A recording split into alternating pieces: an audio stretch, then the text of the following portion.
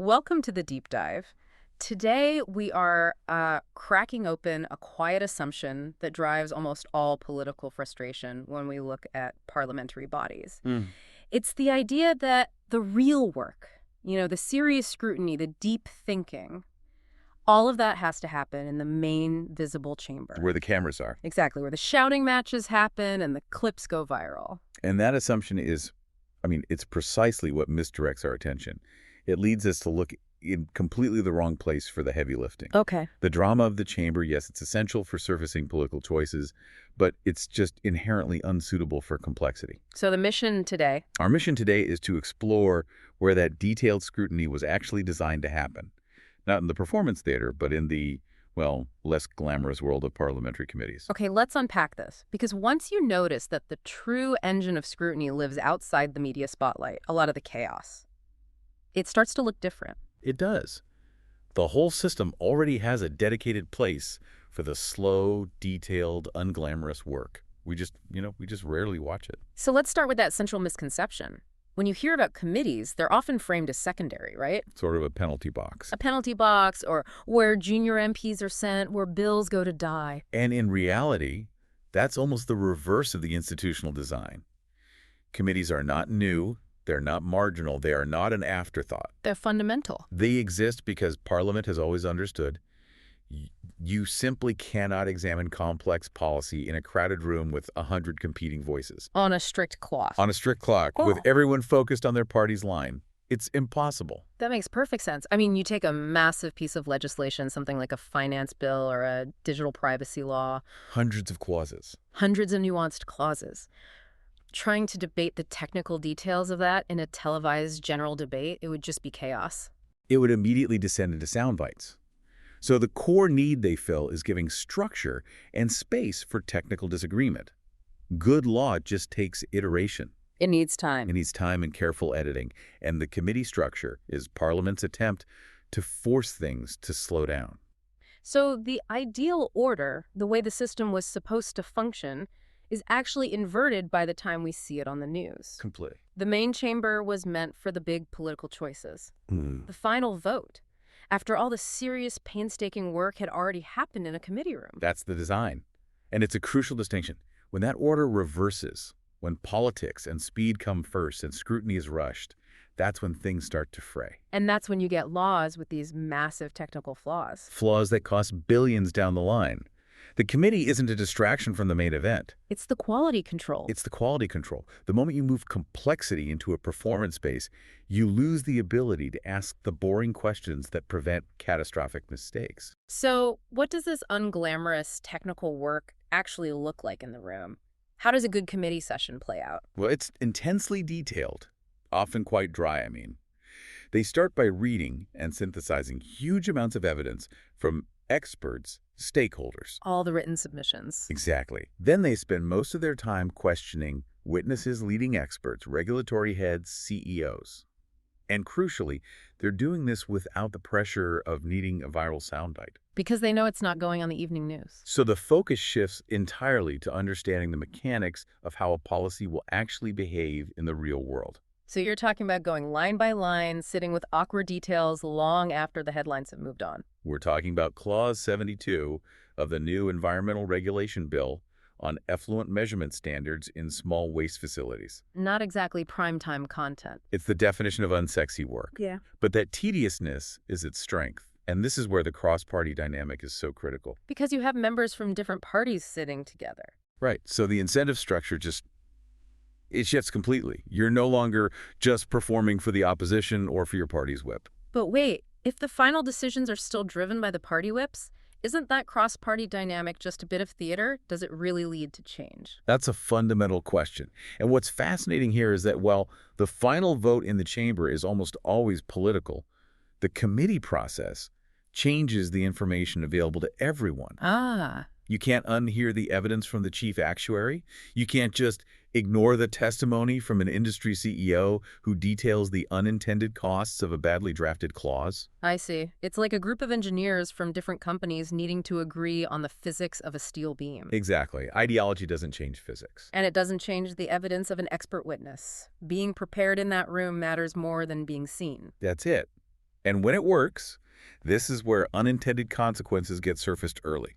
It's where the painful trade-offs get acknowledged instead of flattened for political convenience. And they produce something tangible from all this, right? It's not just internal notes. No, they produce formal reports, sometimes dozens a year. Mm. These are comprehensive, publicly available documents with findings, recommendations, And the evidence trail. the whole evidence trail.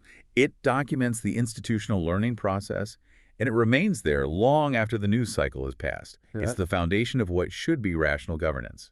And for anyone trying to track this, there's a difference between, say, Commons committees and Lords committees. A very important one. Commons committees often focus on the immediate scrutiny of bills and government departments. The Lords committees can take these longer, deeper dives into huge constitutional or scientific issues, allowing for even slower, more patient work.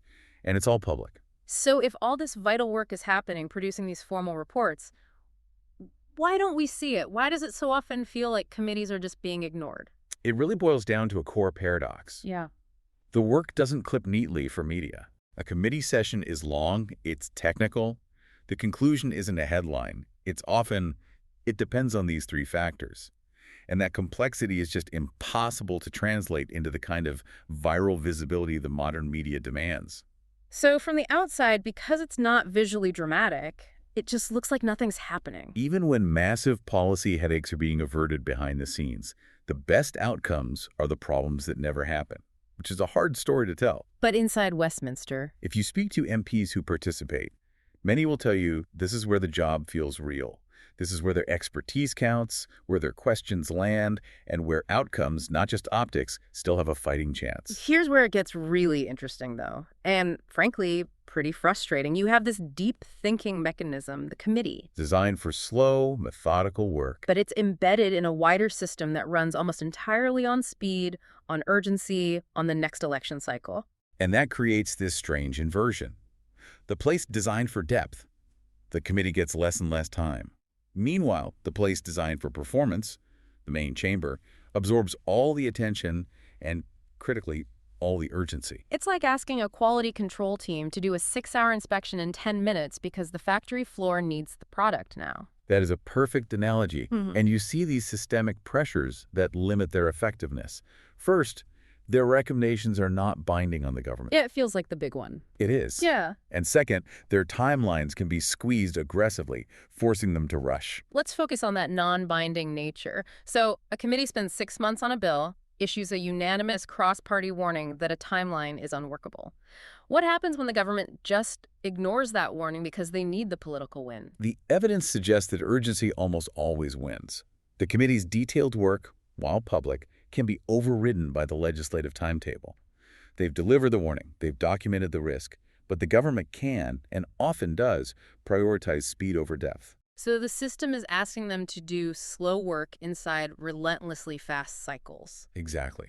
They are fed complexity late in the process, and then they're rushed to deliver a verdict. And this is the core danger, isn't it? The committees are meant to reduce risk, but their warnings can be just neutralized by timetable pressure. And when that process of ignoring detailed cross-party learning happens repeatedly, the entire system suffers. Complexity moves forward unchecked. The committees weren't meant to be a loophole to bypass detail. They were the mechanism to honor the detail. But urgency allows that detail to be sidelined. So if we connect this back to the bigger picture, the source material is clear. The intended institutional order serious examination before political choice is constantly at risk of reversal. And when that happens, The ability of Parliament to effectively govern complex modern issues, from AI to climate change, it really begins to fray. So the key takeaway is that the chaos we sometimes see in the main chamber often exists because the detailed work was rushed somewhere else. Precisely. The committees exist because Parliament understood that complexity needs space. But the political pressure of urgency forces that bypass. The good news for you, the learner, is that all of this detailed, quiet work is publicly available. You don't need any special access to see the engine of scrutiny at work. When you look for active committees, Commons, Lords, joint committees, you can find full lists of their membership and all their ongoing inquiries right on Parliament's official sites. And if you really want to see the difference between performance and deliberation, Check out the archives. Watch the archived evidence sessions. It's not just politicians. No, you're seeing high-level experts being interrogated for hours on a single technical topic by informed people. It's a masterclass in policy formation that never makes the news. And that footage is proof that scrutiny is constant, even if it feels like it only happens in these sudden bursts. The formal reports, the government responses, Right. it's all there. Which brings us to our final thought for you to consider, based on what we've uncovered today. If committees represent Parliament's best instincts, designed for depth, for consensus, for factual insight, what is the true cost to effective governance when these essential mechanisms are repeatedly rushed, quietly sidelined, or their crucial fact-based warnings ignored due to the unrelenting political pressure of urgency?